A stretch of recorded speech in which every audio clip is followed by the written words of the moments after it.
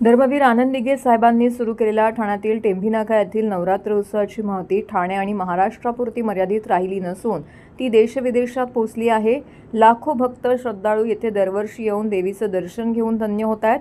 श्री जय अंबे मां सार्वजनिक धर्मादाय विश्वस्त संस्था आयोजित उत्सवाचे यंदाचे हे 48वे वर्ष आहे।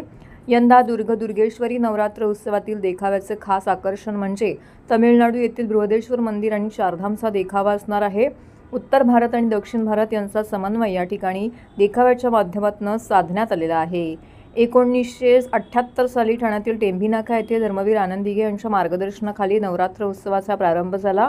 ठाणे आणि इतिहासातील नव्या अध्यायास प्रारंभ झाला। राजकीय आणि सामाजिक क्षेत्रातील नामवंत व्यक्ती, विविध स्तरावरील हितचिंतकांनी एकत्र येऊन उत्सवाची मुहूर्तमेढ रोवली।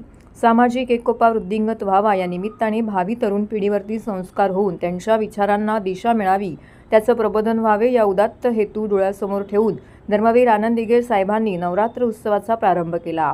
उत्सवाचा हाच वारसा उपमुख्यमंत्री एकनाथ शिंदे हे पुढे नेत आहेत।